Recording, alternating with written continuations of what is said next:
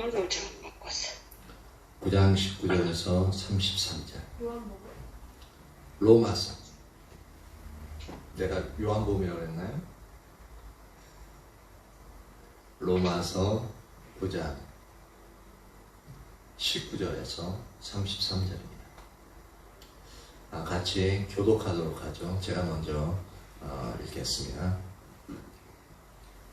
혹 내가 말하기를 그러면 하나님이 어찌하여 허물하시느냐 누가 그 뜻을 대적하느냐 하리니 이 사람아 내가 누구에게 감히 하나님께 반문하느냐 시험을 받은 물건이 지은 자에게 어찌 나를 이같이 만들었느냐고 말하겠느냐. 토기장이가 진흙 한 덩이로 하나는 귀 쓸 그릇을 하나는 천이 쓸 그릇을 만들 권한이 없느냐. 만일 하나님이 그의 진노를 보이시고 그의 능력을 알게 하고자 하사 멸하기로 준비된 진노의 그릇을 오래 참으심으로 감염하시고 또한 영광 받기로 예비하신 바 긍휼의 그릇에 대하여 그 영광의 풍성함을 알게 하고자 하셨을지라도 무슨 말을 하리요. 이 그릇은 우리니 곧 유대인 중에서뿐 아니라 이방인들 중에서도 부르신 자니라. 호세아의 글에도 이르기를 내가 내 백성 아닌 자를 내 백성이라 사랑하지 아니한 자를 사랑한 자라 부르리라. 너희는 내 백성이 아니라 한 그곳에서 그들이 살아계신 하나님의 아들이라 일컬음을 받으리라 함과 같으니라. 또 이사야가 이스라엘에 관하여 외치되 이스라엘 자손들의 수가 비록 바다의 모래 같을지라도 남은 자만 구원을 받으리니 주께서 땅 위에서 그 말씀을 이루고 속히 시행하시리라 하셨느니라. 또한 이사야가 미리 말한 바 만일 만군의 주께서 우리에게 씨를 남겨두지 아니하셨더라면 우리가 소돔과 같이 되고 고모라와 같았으리로다 함과 같으니라. 그런즉 우리가 무슨 말을 하리요. 의를 따르지 아니한 이방인들이 의를 얻었으니 곧 믿음에서 난 의요. 의의 법을 따라간 이스라엘은 율법에 이르지 못하였으니 어찌 그러하느냐. 이는 그들이 믿음을 의지하지 않고 행위를 의지하니라. 부딪힐 돌에 부딪혔느니라. 다 같이 읽습니다. 기록된 바 보라 내가 걸림돌과 거치는 바위를 시온에 두노니 그를 믿는 자는 부끄러움을 당하지 아니하리라 함과 같으니라. 아멘. 아마 오늘 이 부분을 다 하지는 못할 것 같아요. 다 하지는 못할 것 같은데 한번 쭉 한번 살펴봅니다. 계속적으로 로마서 9장을 보면서 이 구원하심에 있어서 무엇을 강조하고 있냐면은 하나님의 절대 주권, 구원에 있어서 하나님의 선택에 있어서 절대 주권적인 하나님의 그 권리, 이제 그 부분을 계속적으로 강조하고 있습니다. 그리고 그 부분을 이제 얘기하는 부분에 있어서 다른 이들이 그 영역에 대해서 반문하는 그 영역들에 대해서도 이제 사도 바울이 그런 부분에 대해서 이제 다시 반론을 제기하고 그래도 하나님의 절대 주권적인 구원의 역사에 대해서 이야기하고 있습니다. 그래서 이 절대 주권적인 구원의 역사에 있어서 우리가 분명히 보아야 될 것은 뭐냐면 우리가 다른 이들보다 더 예뻐서 우리가 다른 이들보다 더 멋져서 우리가 다른 이들보다 마음이 곱기 때문에 아니면 돈이 많기 때문에 아니면 명예가 높아서 그런 영역의 요소는 아무것도 없습니다. 그럼 우리에게 있어 구원받을 사람이 몇 명이나 되겠습니까?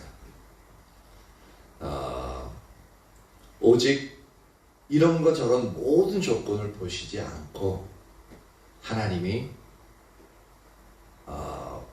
긍휼히 여기는 자들, 내가 야곱은 사랑하였고 에서는 미워하였다 하신 것처럼 태중에서 어떠한 죄도 알지 못하는 그 순간에 하나님은 선택하신 그 영역을 이제 말씀하고 있습니다.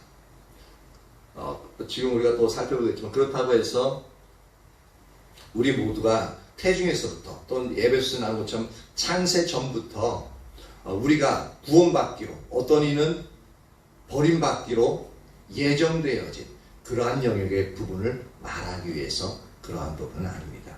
근데 성경에 그러한 부분이 없는 것도 아니에요. 또. 근데 어떤 특별한 경우에는 있습니다. 특별한 경우에는 에서나 야곱과 같이 태중에서 아무런 죄도 어떤 선악간의 구별도 할 수 없는 그런 상황에서 하나님이 무조건적으로 선택하시는 부분이 있어요.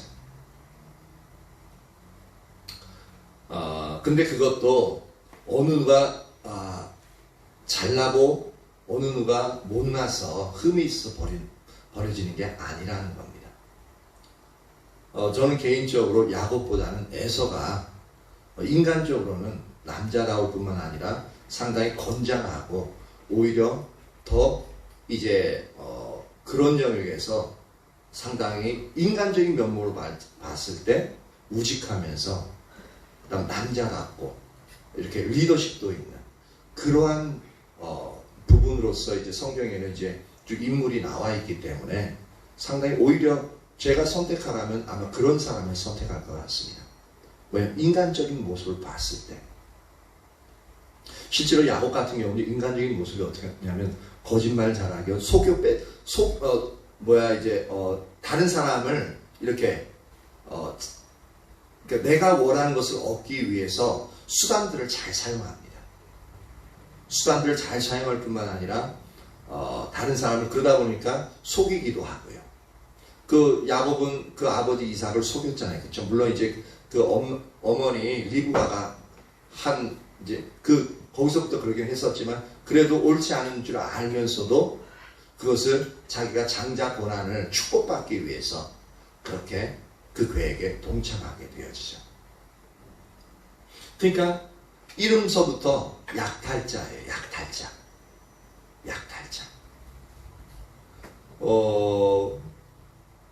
그렇기 때문에 인간적으로 치자면 저는 야곱을 고르지 않습니다. 제가 이제 만약에 하나님이라 하나님일 리가 없겠지만 하나님이라면 야곱이 아닌 에서를 골랐을 것 같습니다.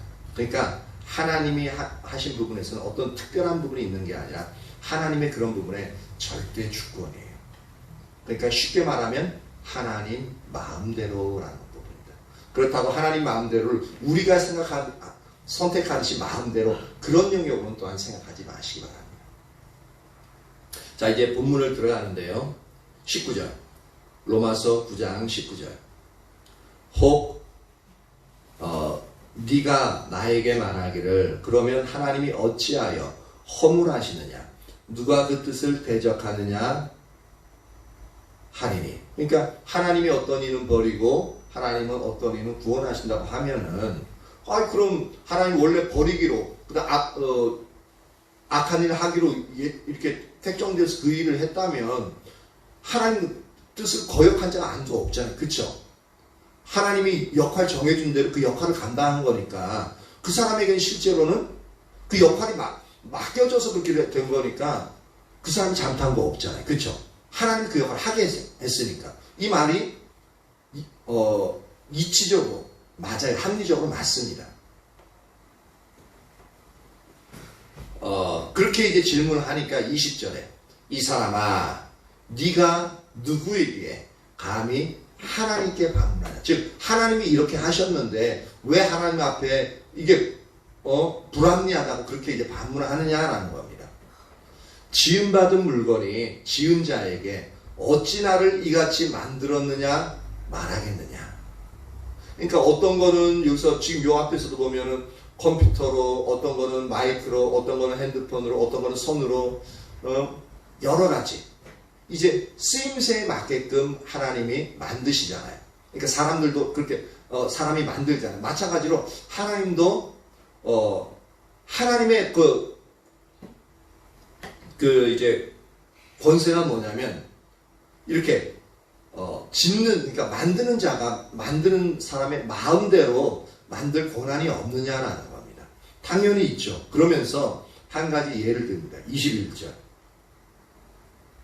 토기장이가 진흙 한 덩이로, 똑같은 이제 원료예요. 진흙 한 덩이 똑같은 원료입니다. 한 덩이로 하나는 귀 있을 그릇을, 하나는 천이 있을 그릇을 만들 권한이 없느냐? 분명히 있죠. 같은 흙인데 하나는 토기 그릇으로 만들 수도 있고요. 하나는 진짜 값이 나가는 정성을 다해서 백자를 딱 만들어가지고, 토기 그릇은 한 뭐 몇천 원이면 팔리는데 백자는 몇만 원, 몇십만 원, 어떨 때 몇백만 원씩. 지금은 이제 막 오랜 시간이 지나면은 막 몇억 원씩 경매에 나오고 국보로 지정돼요, 질 정도로. 그렇게 같은 흙인데 하나님이 하나는 귀 쓸 그릇을, 하나는 천이 쓸 그릇을 만들 권한이 없느냐? 이건 하나님의 주권이라는 겁니다.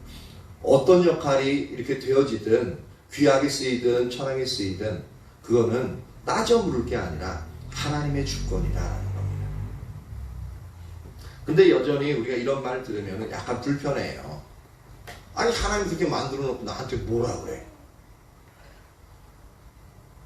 아니 자녀들이 그런 거야. 아빠 엄마가 나한테 날 이렇게 놔놓고서 나한테 뭐 그렇게 원하는 게 많냐고. 나는 그거 그렇게 못하는데. 그렇게 막 따져 물을 수 있거든요. 근데 뭐 아빠 엄마가 낳았다 그래도 그게 이제 전적으로 우리가 그런 어떤 성품을 가지도록 그렇게 부모가 결정한 건 아니잖아요. 근데 하나님은 그 모든 것들을 어떤 모양, 어떤 성품, 어떤 형태로 나오는 모든 부분들 하나님이 결정하신다는 겁니다. 22절. 만일 하나님이 그의 진노를 보이시고 그의 능력을 알게 하고자 하사 멸하기로 준비된 진노의 그릇을 오래 참으심으로 관용하시고 또한 영광 받기로 예비하신 바 긍휼의 그릇에 대하여 그 영광의 풍성함을 알게 하고자 하셨을지라도 무슨 말하리요. 그러니까 어떤 그릇은, 그러니까 우리죠. 인간들 중에서 어떤 그릇은, 어떤 사람들은 멸하기로 준비된 진노의 그릇으로 만들어진 그릇도 있다라는 겁니다. 그리고 어떤 그릇은 영광 받기로 예비하신 긍휼의 그릇으로서 예비하신 그릇이 있다라는 겁니다. 근데 그 부분에 대해서 24절 보면 이 그릇은 그러니까 영광 받기로 예비하신 긍휼의 그릇을 말하고 있습니다. 이 그릇은 우리니 곧 유대인 중에서뿐 아니라 이방인 중에서도 부르신 자니라. 요게 바로 영광 받기로 예비하신 바 긍휼의 그릇입니다. 감사한 것은 오늘 우리가 예수님을 믿는 우리에게는 하나님이 영광 받기로 예비하신 바 긍휼의 그릇에 속합니다. 너무 감사하죠. 근데 이 부분에서 또 이제 가는데 우리가 계속 의문점을 품고 있어야 돼요. 우리 이제 이 기존 이제 우리 예수교 장로의 장로교의 교리 중 이제 루터 칼빈의 교리 중에 하나가 선택되어진 창세전부터 예정되어져서 우리가 구원받는, 그래서 우리가 잘못 알고 있는 것이 구원받을 자는 어떤 짓을 해도 구원받는다라는 생각을 하고 있습니다. 그리고 우리가 아무리 나쁜 짓을 해도 하나님 구원하기로 딱 예정되어 있는 사람은 죽을 때라도 구원받는다라고 생각을 하고 있습니다. 근데 그것은 하나님이 선택하는 택정하는 그 부분에 우리가 교리를 잘못 알고 있는 겁니다. 절대 그렇지 않습니다. 하나님이 역사하시는 방식은 절대 그렇지 않습니다. 기본적으로 22절과 23절에 여기 진노의 그릇이 있고 긍휼의 그릇이 있는데 이 두 가지 그릇이 있잖아요. 하나는 예수님을 알지 못하는 자들 진노의 그릇이고요. 하나는 예수님을 알고 믿는 자는 긍휼의 그릇입니다.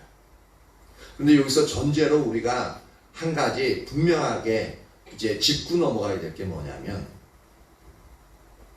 모든 인간은 아담 이후로 멸하기로 준비되어진 진노의 그릇임을 우리는 분명히 인식해야 됩니다. 왜냐하면 죄의 싹은 뭐라고요? 로마서 6장 23절 사망. 그리고 로마서 3장 23절에 의인은 없나니 하나도 없으며. 인간에게 있어요. 아담 이후로 모든 태어나는 사람은 의인이 없어요. 그래서 모든 사람이 죄를 범하였다. 그래서 하나님의 영광을 가리우는 자다라고 표현하고 있습니다.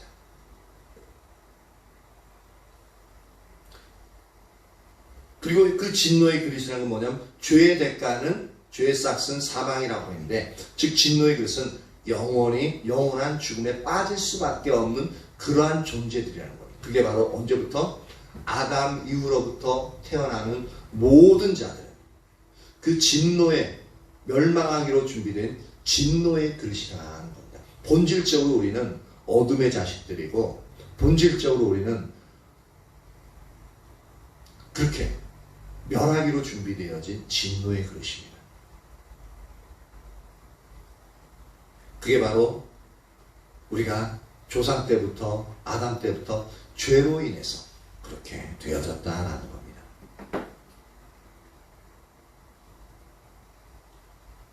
그래서 여기서 긍휼의 그릇으로 택함 받은 자는 27절에 보면 어떻게 표현하고 있냐면, 또 이사야가 이스라엘을 관하여 외치되 이스라엘의 자손들 수가 비록 바다의 모래 같을지언 남은 자만 구원을 받으리니 할 때 남은 자, 요게 바로 긍휼의 그릇을 의미하는 부분입니다. 그리고 우리 모든 사람이, 우리가 구원받기 이전에는 우리도 모든 멸망하기로 예비되어진 진노의 그릇이라고 말씀드렸잖아요. 그럼 하나님은 어차피 우리가 죄를 지었기 때문에, 우리가 죄의 대가로 죽는 거기 때문에 우리는 불평할 것도 없습니다. 물론 이제 약간 우리가 어릴 때부터 이렇게 하면 나는 별로 착하게 살았는데 라는 생각을 하는 사람들은 억울할 수 있어요. 하지만 하나님의 법은 죄를 하나만 지어도 그 사람은 죄의 대가는 사망이기 때문에 억울할 거 하나 없습니다. 우리가 모르는 순간에도 우리는 죄를 짓는 자가 되어지고, 행위의 죄만이 아니라 우리의 중심, 동기에 있어서도 그 모든 것들이 죄에 들어갑니다. 헤어날 길이 없어요. 거기서 우리가 몇 가지 잘한다고 해서 거기서 하나님의 은혜를 얻을 수 있는 그런 기본적인 어떤 조건을 충족하는 자들이 아닙니다. 기본적으로 죽을 수밖에 없는 자들입니다. 그런데 베드로후서 3장 9절, 이제 로마서 9장으로 돌아올 겁니다. 베드로후서 3장 9절을 한번 볼까요? 베드로후서 3장 9절.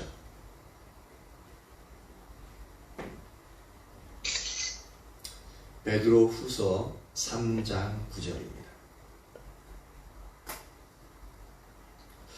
우리는 본래 이제 멸하기로 준비된 진노의 그릇인데, 근데 하나님의 마음이 어떤가를 살펴보려고 합니다.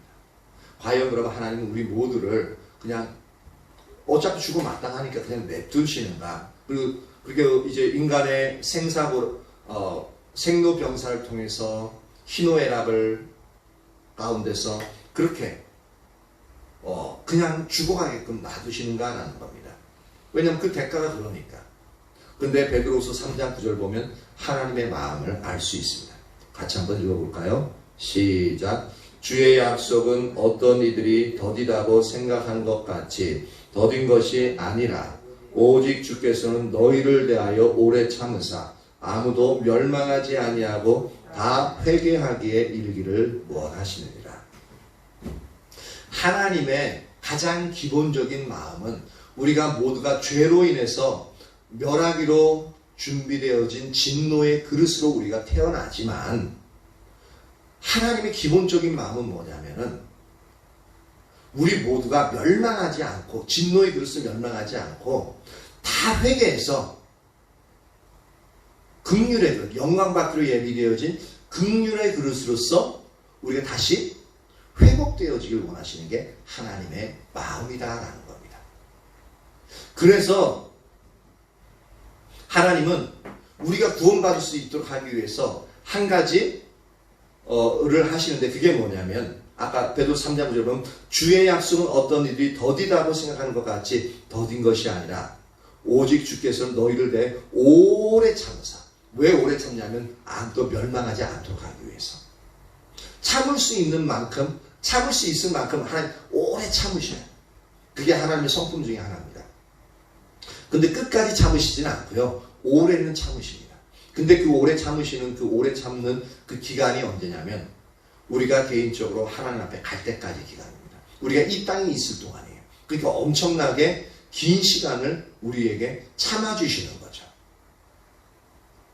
너무 감사하죠. 그래서 이 땅에 살 동안 하나님께 돌이킬 수 있는 기회가 우리에게 주어집니다. 어떤 이는 80을 살고 어떤 이는 60을 사는데 근데 그 인생에 살아있는 동안만큼은 우리가 돌이킬 수 있는 기간으로서 하나님이 우리에게 주시고 그래서 구원받도록 하기 위해서 오래 참으신다라고 말하고 있습니다. 그래서 예수님 언제 오시나 왜 이렇게 맨날 말세라고 하면서 말세 지말이라고 하면서 다 왔다 그러면서 언제 하나님이 재림하시는가 라고 하고 있는데 실제로 지금 재림하면은 우리 중에서 구원받을 자가 몇 명이나 되겠느냐라는 겁니다. 그러니까 하나님은 참 계속 오래도록 참는 거예요. 왜? 한 사람이라도 더 구원하고 근본적으로는 모든 사람이 구원받고 구원함에 이르길 원하시기 때문에 그렇게 참고 또 참고 오래 참습니다. 누구에 대해서? 멸하기로 준비된 진노의 그릇을. 그래서 다시 로마서 9장 22절로 돌아옵니다. 로마서 9장 22절.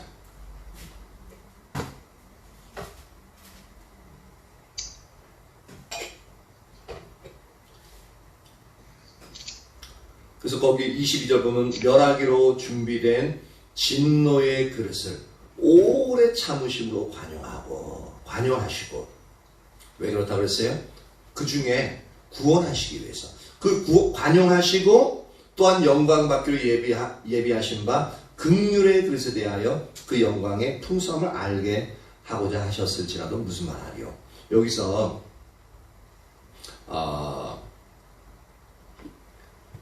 하나님이 인내하시고 관용하시는 그 이유가 뭐냐면 그러니까 진노의 그릇들 가운데 긍휼의 그릇으로서 택함 받은 자들이 이제 남아있기 때문에 이 남은 자들이 다 구원 이루도록 기다리시기 때문에 오래 참으심으로 관용하시는 겁니다.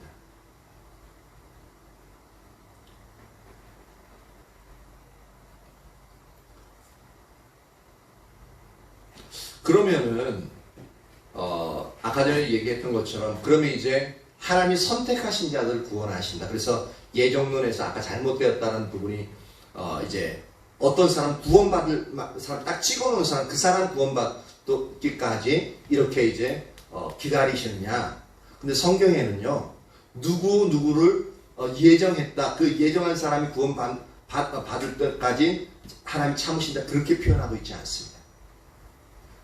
구원받을 자를 예정해 놓으셨다고 표현하지는 않습니다.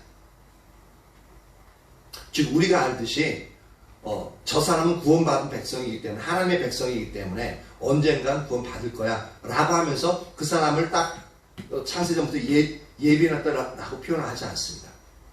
로마서 11장 25절 한번 봅니다. 하나님이 이제 오래 참으심으로 구원하실 그 인원들 구원받을 그 사람들에 대해서 어떠한 표현을 쓰냐면 로마서 11장 25절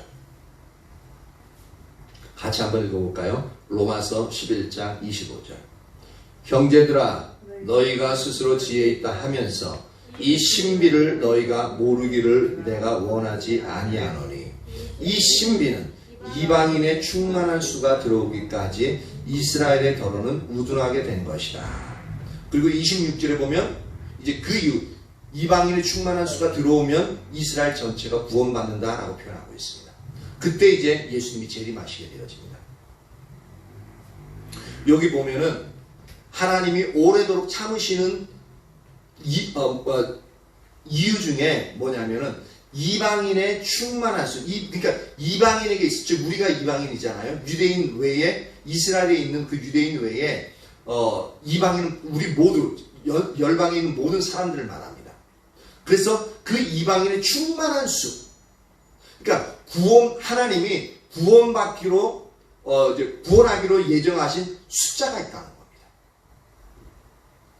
구원하기로 예정하신 숫자. 만약에 100명이면 100명, 200명이면 200명. 그렇게 구원하기로 예정하신 충만한 수가 있어요. 그 수가 가득, 완전히 이제 그 수가 구원받기까지는 하나님이 오래 참으심으로 관용하신다라는 겁니다.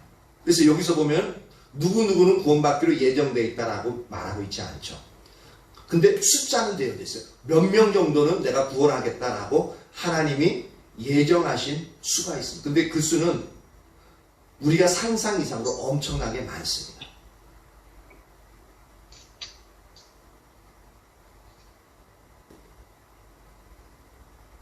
그러면은 이 하나님이 구원하시기로 한 이방인의 충만한 수, 그럼 이 사람들을 어떻게 구원하느냐라는 겁니다.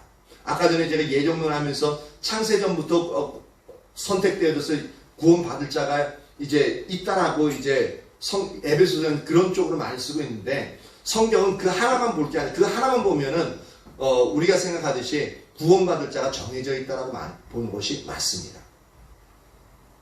근데 성경은 그 한 구절만 보는 것이 아니라 성경은 이제 평면적으로 되어져 있지 않고 입체적으로 되어져 있습니다. 입체적이라는 것은 뭐냐면 코끼리가 있으면 코끼리 그림에서 이제 그릴 때 그냥 평면으로만 표현되는 게 아니라 성경은 이 코끼리의 그림이 3D로 그림이지만 막 질감을 느끼고 푹 튀어나오고 코, 다리, 배도 보이고 하는, 그렇게 이제 성경은 그렇게 표현하고 있거든요. 그래서 우리가 이제 같은 코끼리를 여러 방면에서 보면은 이제 그 부분이 이제 다르게 보여져요. 코끼리의 진정한 모습이 보여지죠. 그래서 구원에 대한 부분도 선택에 대한 부분도 이제 성경에서 선택에 대해서 여러 부분에서 말하고 있는데, 그 부분을 다 우리가 보아야만 진정으로 성경이 말하고자 하는 선택의 의미가 무엇인지, 택함의 의미가 무엇인지 알 수 있다는 겁니다. 하나님 분명히 우리가 창세전부터 구원하기로 예비하신 자들이 있습니다. 그건 분명히 에베소서에 나오는 하나님의 진리입니다. 그리고 또 하나, 이 선택에 대해서 하나님이 이제 예수님이 직접 우리에게 택한 선택에 대해서 특별하게 이제 말씀하신 영역이 있습니다. 마태복음 22장 14절을 봅니다. 마태복음 22장 14절.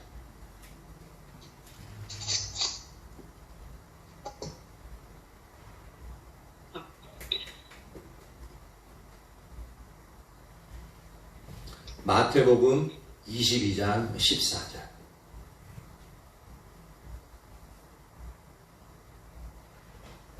같이 한번 읽어봅니다.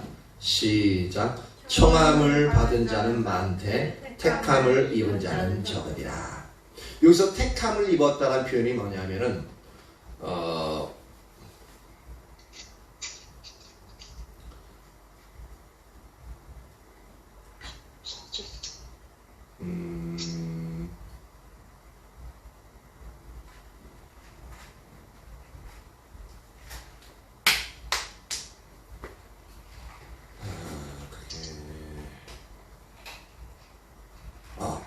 에베소 1장 4절에 보면 곧 창세전에 그리스도 예수 안에서 우리를 택하사라고 할 때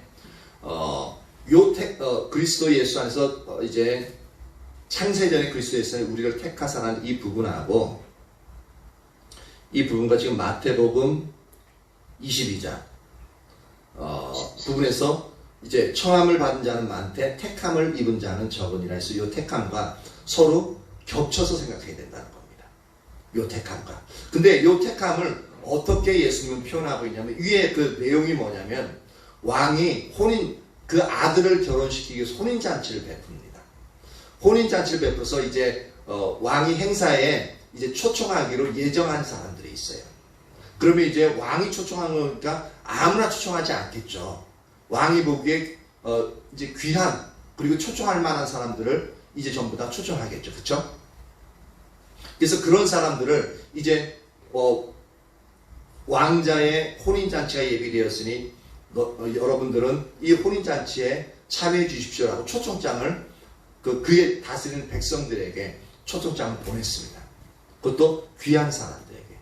지금 이것은 오늘날 누굴 상징하냐면 그 당시의 유대인들을 말하고 있습니다. 이스라엘 백성들. 선택되어진 백성들. 그렇게 종들을 보내서 그들을 청합니다. 그런데 그들이 혼인잔치에 들어오기를 싫어합니다. 오히려 그 종을 보냈더니 무시하거나 멸시하거나 때리거나 어떨 때는 그 종들을 잡아서 죽이기까지 해요.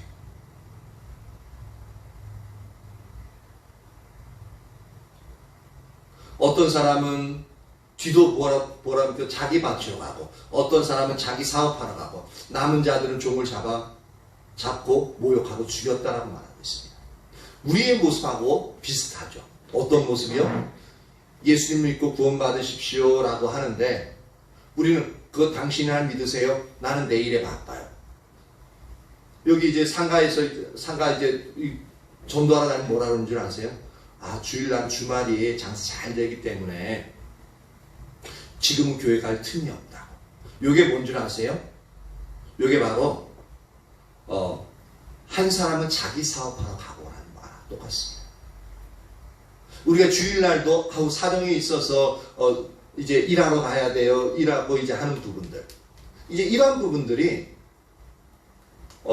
자기 사업하러, 그러니까 하나님의 초청이 있음에도 불구하고 내 이익을 위해서 그 하나님의 초청을 내가 거부하는 겁니다. 초청을 거부하는 거예요. 이것만 해도 좀 신사적이에요. 신사적인데 어떤 사람은 그 사람들을 멸시하고 잡아 죽이니까 하나님이 그 왕이 어떻게 하냐면은 22장 마태복음 22장 7절에 보면 임금이 노하여 군대를 보내어 그 살인한 자들을 진멸하고 그 동네를 불사르고 이렇게 완전히 진노해버리죠. 하나님의 심판이 임하게끔 되어집니다. 그러면서 8절에 보면 이에 종들에게 이르되 혼인잔치는 준비되었으나 청한 사람들은 합당하지 아니하니 내 거리 길에 가서 사람을 만나는 대로 혼인잔치에 청하여 오라. 이거 보면은 맨 처음에 이스라엘 백성들을 하나님의 백성으로 선택하고 그들을 구원하시기를 원하셨잖아요. 그리고 나서 그들을 통해서 열방을 구원하기를 원하셨거든요. 근데 이스라엘 백성들이 하나님을 거부할 뿐만 아니라 그의 보내신 자 예수 그리스도를 거부합니다. 그러니까 어떻게 되어져요? 청한 사람들이 합당치가 않은 거죠. 거기서 이제 그 구원이 이방인들에게 이제 하나님이 이제 이방인들이 직접 하나님의 복음이 전파되어지도록 합니다. 이게 뭐냐면 마태복음 22장 9절에 내 거리 길에 가서 사람을 만나는 대로 혼인잔치에 청하여 오라 하는데 원래 의도했던 것은 그 백성들 중에 존귀한 자들만 청하는 거였는데 그들이 싫어하니까 아무나 데리고 와서 막 잡아가지고 잡아오는 게 아니라 가서 왕의 혼인잔치가 있습니다. 이쪽으로 오십시오 하고 많은 사람들에게 이렇게 초청장을 돌리는 겁니다. 그러니까 10절에 보니까 종들이 길에 나가 악한 자나 선한 자나 만나는 대로 모두 데려오니 혼인잔치에 손님이 가득한지라. 이게 무조건 끌고 왔다는 얘기 아닙니다. 그러면 강제적으로 끌고 오는 거니까 오히려 청한 사람들을 이제 죽이기 전에 그 사람들에게 종을 보낼 게 아니라 종을 보내가지고 끌고 오면 되는 거거든요. 끌고 온 게 아닙니다. 그 사람들에게 여러 사람들에게 왕의 잔치가 있습니다. 오십시오. 가난한 자든 악한 자든. 그래서 초청에 응하는 사람들. 응해서 왕의 잔치에 있는 사람들. 그 사람들 보고 이제 그 임금이 뭐라고 얘기하냐면 14절 22장 14절에 청함을 받은 자는 많되 택함을 입은 자는 적으리라. 지금 뭐냐면 복음 전파함을 듣고 그게 청함 받는 겁니다. 예수님 믿으십시오. 예수님 믿어야 구원을 얻습니다. 예수님이 우리의 삶의 주인이요 하나님이십니다. 라고 청함받는 겁니다. 지금도 그렇게 복음을 듣고 청함받는 사람들은 지금도 많죠. 그런데 여기서 청함받고 나서 어떻게 하냐면 예수님을 믿는 겁니다. 아, 예수님을 나의 구원자의 구세주로 내가 영접합니다. 라고 마음속에 예수님을 믿을 때 이게 바로 초청을 응하는 겁니다. 아, 그래요? 내 왕의 잔치에 가겠습니다. 라고 하는 게 이 초청에 응하는 겁니다. 그리고 그것을 예수님은 그런 초청에 응한 사람들을 어떻게 뭐라고 표현하고 있냐면 택함을 받았다라는 표현을 씁니다. 즉 선택받았다는 거죠. 그러니까 이것이 아까 에베소 1장 4절에 있는 것처럼 창세에 구원하기로 예정되어진 자들이 바로 예수님을 믿고 예수님에 대한 복음을 듣고 그것을 마음에 믿었던 그 사람을 하나님은 창세에 그런 사람들을 구원하기로 예비하신 겁니다. 그러니까 구원받은 사람을 찍어놓은 게 아니라 하나님의 방식은 뭐냐면 복음을 듣고 우리 마음속에 믿어서 예수님을 구원자로 모시는 사람, 그 사람들을 창세로부터 구원하기로 예정하셨다고요. 어떤 의미인지 이해 가십니까? 이 부분을 정확하게 이해를 하셔야 됩니다. 그래야 기독교의 교리, 구원함의 교리, 선택의 교리를 분명하게 알 수가 있습니다.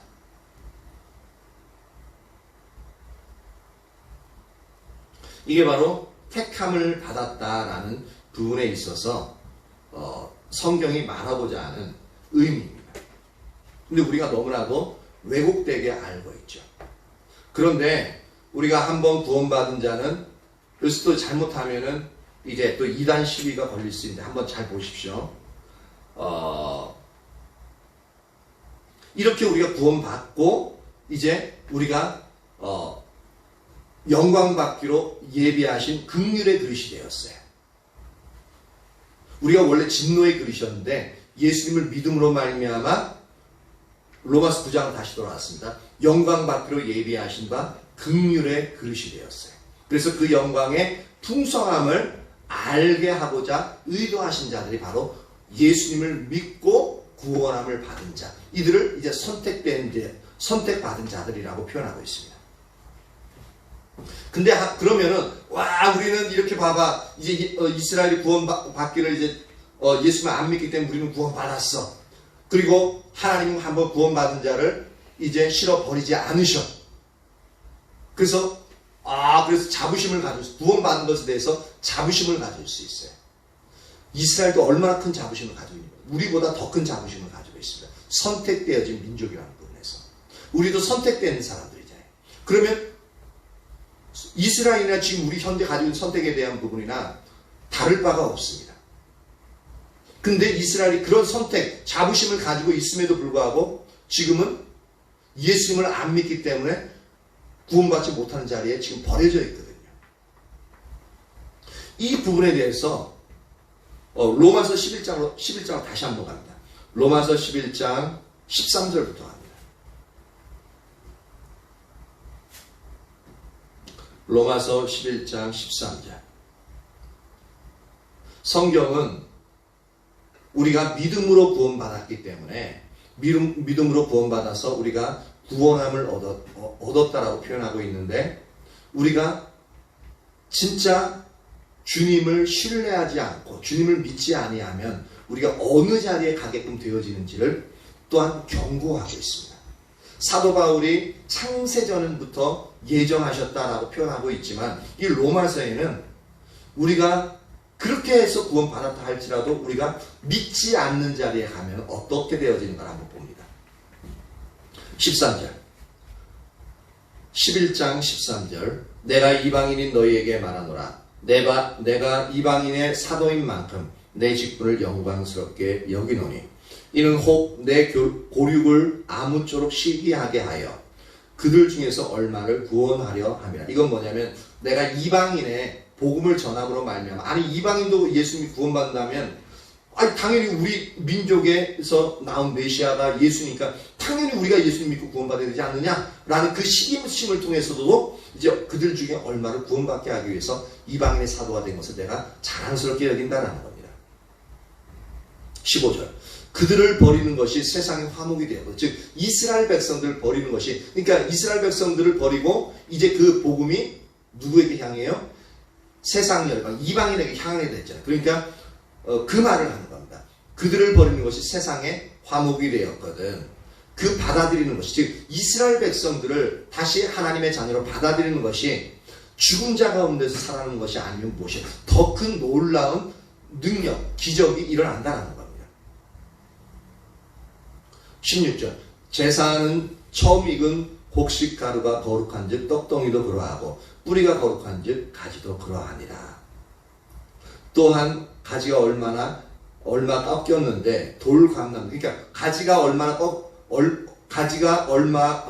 얼마나 꺾였는데 이 가지는 이스라엘 백성들, 예수님을 믿지 아니함으로 말미암아 하나님의 백성, 하나님의 자녀들이었는데 이들이 예수님 믿지 아니함으로 말미암아 잘려 나갔다는 겁니다. 그러니까 구원에서 탈락되는 거죠. 바로 그 얘기를 하고 있는 겁니다. 꺾였는데 돌감람나무인 내가, 즉 이방인들을 말하고 있습니다. 돌감나무. 예수님을 알지도 하나님을 알지도 못하는 돌감람나무인 내가 그들 중에 접붙임이 돼요. 그러니까 돌감나무 가지였는데 이제 원래 원 감람나무에 딱 이제 접붙임이 됐다는 거죠. 어떻게? 이제 접붙임이 되어서 참 감람나무의 뿌리 진액을 함께 받는 자가 되었습니다. 즉 구원함을 받아서 이제 하나님의 자녀가 되었다는 얘기가 되는 거죠. 즉 이것을 어떻게 하냐면은 18절. 그 가지들을 향하여 자랑하지 말라. 자랑할지라도 네가 뿌리를 보존하는 것이 아니요 뿌리가 너를 보존하는 것이라. 즉 그 가지들, 즉 꺾여져 나간 가지를 향해서 너희는 예수님 믿지 않으니까 너희는 이제 구원에서 탈락됐어. 근데 우리는 이방인이라도 예수님 믿음으로 구원함을 받았거든 하면서 그렇게 자부심을 가지고 그렇게 이스라엘에 대해서 자랑하지 말라는 겁니다. 꺾이지 말라는 겁니다. 네가 뿌리를 보존하는 것이 아니라, 그러니까 우리가 예수님 믿음으로 말미암아 이제 우리가 거룩하게 되어지는데 그것이 구원받는 것이 우리로 말미암지 않는다는 겁니다. 19절. 그러면 네 말이 가지들이 꺾인 것은, 이스라엘 백성들이 꺾여져 나는 것은, 예수를 믿지 않게 되어진 것은 뭐냐면 나로, 이방인은 내가 접붙임을 받게, 그래서 예수를 믿고 하나님의 자녀가 되어지게 하게 하기 위함이라 하리니, 그러니까 20절에 옳도다, 그게 맞다는 얘기입니다. 하지만 이제 그들은 믿지 않음을 꺾이고, 즉 여기서 뭐냐면 꺾인 이유가 뭐냐면 예수님을 믿지 않았기 때문에 꺾여졌다, 버려졌다라고 말하고 있습니다.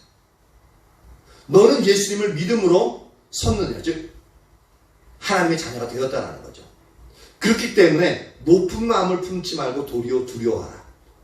왜 높은 마음을, 나는 예수님 믿어서 구원받았어 라고 그렇게 높은 마음을 품지 말고 오히려 두려워하라 라고 말하고 있습니다. 왜 두려워하라 라고 하냐면 그 다음 절. 하나님이 원가지들도 아끼지 아니하시니, 즉 원가지라는 것은 하나님이 이제 혈통적으로 아브라함의 자손으로부터 이제 내려오는 하나님의 백성들을 말하고 있습니다. 그 원가지들도 예수를 믿지 않기 때문에 잘라내버렸잖아요. 구원받지 못하게 되었잖아요.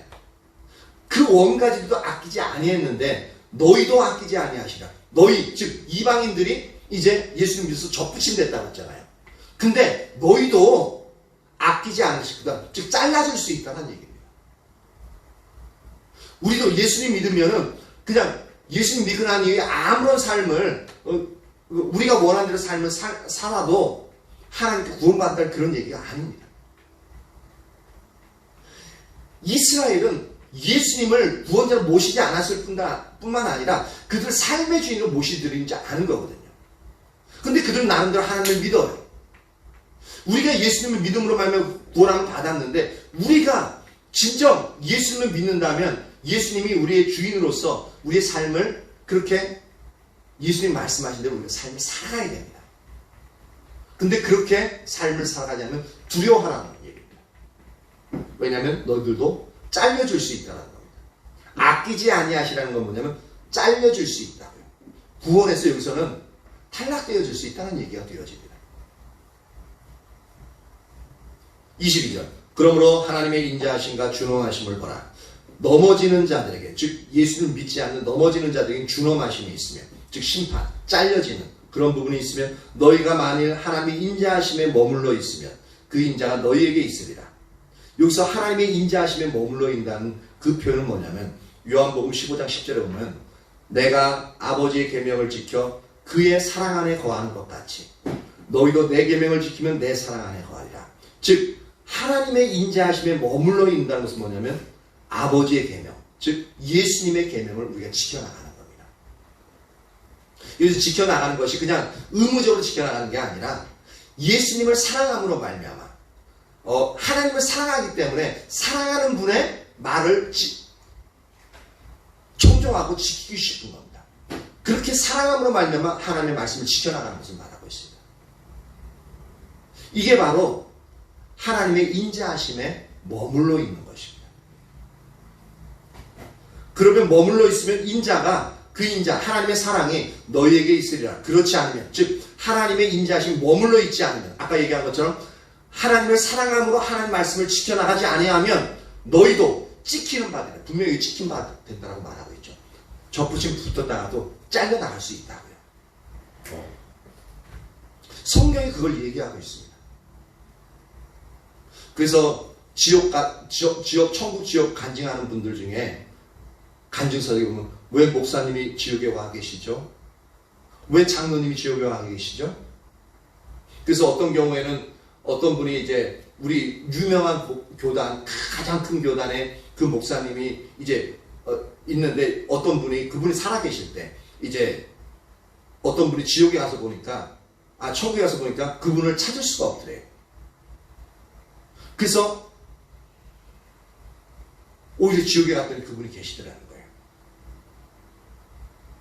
상당히 놀라울 일이거든요. 그분은 우리나라 교회에 놀라운 일들을 행하신 분입니다. 하나님의 놀라운 역사를 일으켰던 분입니다. 많은 영혼을 구원했던 분입니다. 근데 상식적으로 우리가 볼 때 그런 분이 지옥에 가 있어? 말이 안 되잖아요. 어떻게 그렇게 우리가 상식적으로 생각할 수 있겠습니까? 근데 지옥 가서 그러니까 천국 지옥 가가지고 간증하면서 이분은 천국에 없더라라고 그렇게 얘기한 것은 그분을 능욕하고 멸시하기 위해서 그렇게 한 게 아니라 그분에게 잘못된 길로 처음에는 올바랐지만 잘못된 길로 들어섰기 때문에 돌이키라는 메시지를 하나님이 그분을 통해서 주는 겁니다. 그렇게 안 하면 어떻게 한다고요? 너희도 찍히는 바가 되리라 라고 말씀하고 있습니다. 어떻게 할 때요? 하나님의 인자하신 가운데 머물러 있지 아니하면 그게 뭐라고요? 하나님을 사랑함으로 하나님의 계명을 지키는 것을 말하고 있습니다. 그래서 이것을 뒷받침하는 구절이 뭐냐면 마태복음 7장에 보면 마태복음 7장 23절에 보면 이렇게 얘기하고 있습니다. 마태복음 7장 23절에 그때에 내가 그들에게 밝히 말하되 내가 너희를 도무지 알지 못하니 불법을 행하는 자들아 내게서 떠나가라 하리라. 이거 누구에게 얘기하는 거냐면 선지자들에게 얘기하고 있습니다. 우리가 주의 이름으로 먹고 주의 이름으로 말씀을 선포할 뿐만 아니라 주의 이름으로 귀신을 쫓아내었습니다. 그러니까 오늘날의 저 같은 목회자들이죠.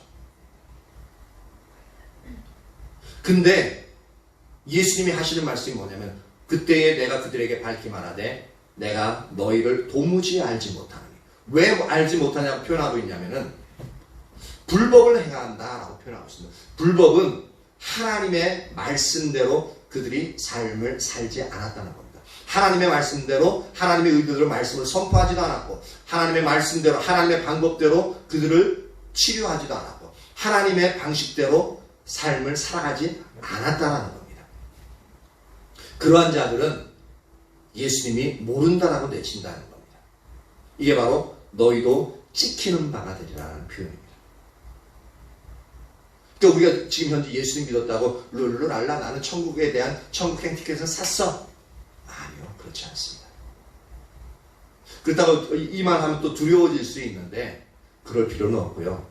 항상 우리가 잘못한 부분에서 회개하고, 그리고 지금 이 순간 내가 잘 살지는 못하지만 하나님이 말씀하시는 대로의 삶을 살아가기 위해서 노력하는, 그리고 그 은혜를 구하는 그 자리에 있으면 최소한 우리의 구원은 보장이 되어집니다.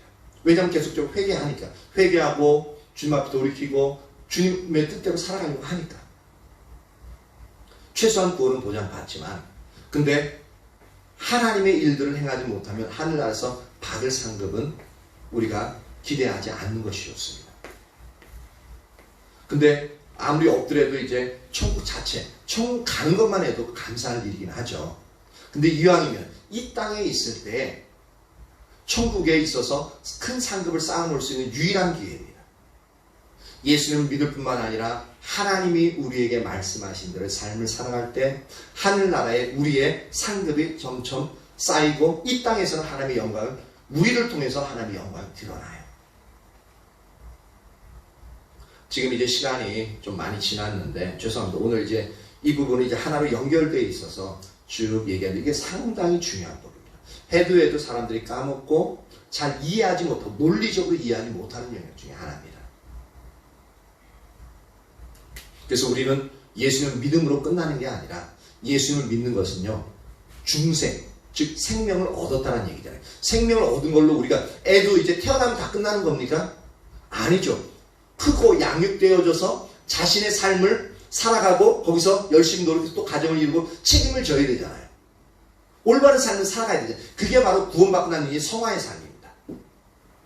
영적으로 성숙해지면 속사람이 성숙해지고 우리가 하나님 말씀대로 삶을 살아가고 하나님의 영광을 드러내, 그것이 모든 것이 구원받았으면 그 삶을 살아가야 됩니다. 만약에 우리가 태어났는데 상한 구실을 못하고 그건 죽은 것과 똑같습니다.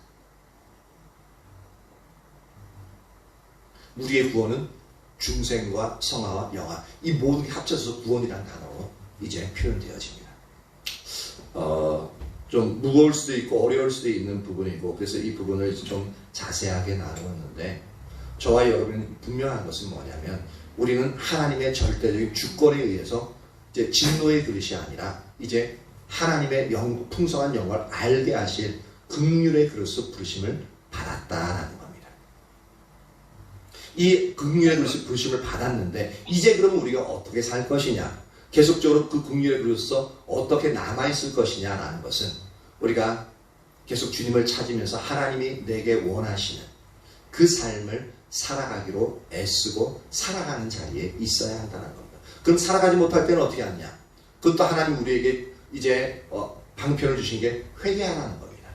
회개하고 돌이키고 하나님 그리고 나서 하나님 내가 하나님 뜻대로 살겠습니다. 은혜를 부어주십시오 라고 그렇게 기도하면서 또 한 걸음 한 걸음 하나님을 따라 나가는 겁니다. 그렇게 우리가 삶을 살아